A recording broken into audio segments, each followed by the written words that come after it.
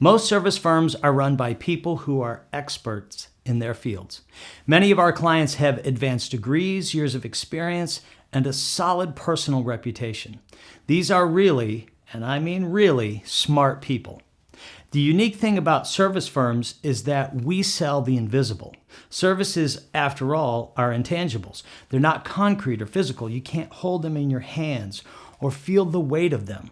There's no reliable buyer's guide that allows you to compare the features and benefits of service A versus B or C. This is why growing a professional service firm is often so hard. For someone to give you money in exchange for your services, they need to understand how your services are going to benefit them. They want to know what they'll get for the money.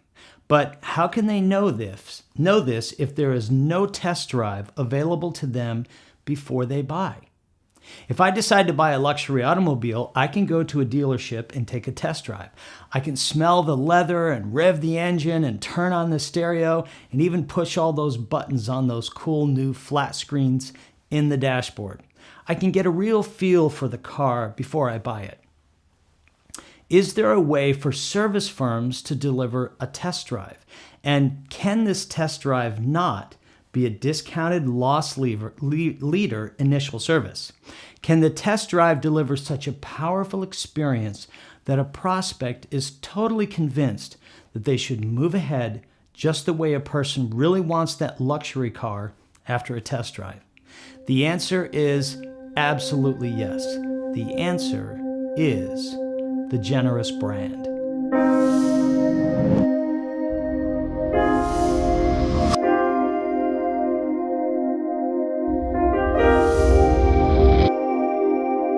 A generous brand is found inside a service organization who actively and freely gives away their best ideas. Rather than holding back great ideas and their best counsel until after someone becomes their client, until after money changes hands, they do the opposite. Service organizations with a generous brand diligently and consistently gather their best and brightest minds and ask themselves these key questions. Who is our ideal client? What are our ideal client's top goals, opportunities, and challenges? What is our best advice for people who are trying to achieve these goals, realize these opportunities, or overcome these challenges? How do we organize and present our ideas so they are clear and simple and easy to understand for people who are not experts in our field? Service-based firms who take these steps realize some pretty amazing outcomes. Well, here's what I've witnessed. They never lack for leads and deals in their pipeline. And they're usually not leads who never buy or who just kick the tires. These are leads who are looking for answers to their most vexing questions. The more specific and targeted the ideas are for ideal clients, the more their pipeline focuses and narrows to only include people who fit their ideal client profile. The riffraff and time wasters, well, they disappear. The process of packaging up their ideas forces them to think clearly about their service delivery model and refine it. The benefit to them is that they serve clients better, faster, and with greater efficiency and impact. Their revenue goes up because increased demand allows them to charge more and emboldens them to raise service fees, which increases profits. I've seen some service teams add 0 headcount while doubling profits.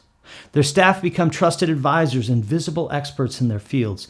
They achieve near rock star status, where they become mini celebrities. They enjoy their work a lot more and find it energizing rather than draining. This is the power of building and deploying a generous brand. But before I talk to you about how to do this, I want to describe what a professional service brand actually is. I find there's often a lot of confusion about this. When most people think of brands, they picture major brands like Coca-Cola or Apple or Mercedes-Benz. When I say these company names, I'll bet their logos pop up in your mind's eye. In fact, logos are often confused with the term brand. This picture will not do for professional service firms because it is very incomplete and not replicatable for you. After all, you don't have Apple's advertising budget. After working for nearly 25 years in this industry, I've come to identify 6 major elements for professional service brands: your service offerings, your value proposition, your position, brand awareness, brand preference, and brand identity. Your service offerings are one of the most critical parts of your brand.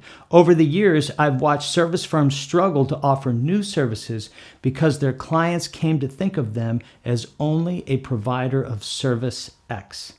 This means those service firms miss deals because their service offerings pigeonhole them into a narrow corner. Your service offerings define your brand. Your value proposition, simply put, is the reason someone buys your services. Whatever that reason might be, that is your value proposition. Your position is the intersection of 3 dynamics: the needs of ideal clients, your core competencies, and the degree to which you differentiate from competitors. Brand awareness is the number of people who fit your ideal client profile who know your brand name. Brand preference is the number of people who fit your ideal client profile who know your brand name and who would pick your company over any others. Brand identity, the very last element, concerns all of the visual touch points that comprise a brand. This is often described in the term look and feel. The look and feel of your logo, tagline, imagery, website, ebooks, PowerPoint documents, and the like, they all make an impression.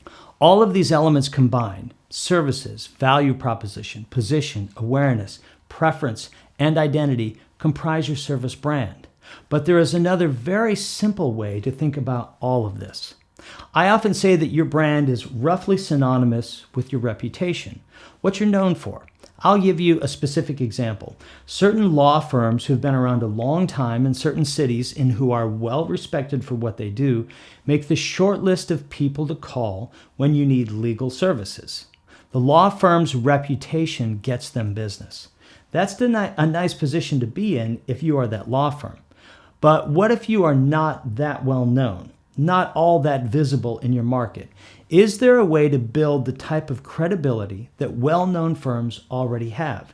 Can you build this credibility quickly with people who fit your ideal client profile so they choose you instead of a competitor? And if yes, what does the strategy look like? In my experience, any mid-sized professional service firm who's been in business for 5 years or longer and who has a track record of delivering value and impact to their clients can benefit from a generous brand. The benefit to you could very well be in the millions of dollars of new revenue. I want to bring together here 3 ideas that I've already outlined: the generous brand, the 6 elements of service brands, and the service test drive. I'm going to do this with a case study. Let's say Janice is a CFO at a medium-sized widget manufacturing company. Janice walks into an executive team meeting one day and gets blindsided by complaints about the email server crashing yet again. This is the 5th time it's happened in the last 6 months. Her colleagues are unhappy. Janice feels the pressure. Janice has lost confidence in the IT team at her company to fix the problem. She feels as if the IT team doesn't get the urgency of the situation. She also knows that the server crashing is just one of many problems that needs to be addressed. It's the tip of the iceberg. Janice believes that unless she takes some serious action, this trend will only continue or get worse. What does Janice do? In that meeting, she decides right then and there that she's going to find and retain an IT consulting firm. Janice knows of several other companies who have done this. She starts building a list of criteria about what she's looking for in such a firm. But the truth of the matter is that Janice is not an IT expert. She finds herself feeling hesitant and uncertain in trying to build that criteria list. She knows what some of the problems are at her company. She knows the outcomes that she wants to experience: better, faster, more reliable, and secure IT systems and data. But Janice has no idea how to achieve this. She asks some colleagues for their recommendations on providers. She does some internet searches herself, and one such search reveals an IT consulting firm who's written an ebook called 10 Strategies for Manufacturing Firms to Leap Forward via Better Technology. Janice is intrigued. She registers for the ebook, full well recognizing that the company might call her, but she uses a Gmail email address. She reads the table of contents and already sees more good ideas in the first 30 seconds about how to achieve her goals than she could ever come up with on her own. Janice reaches out to the IT consulting firm, this time using her business email address for a consultation.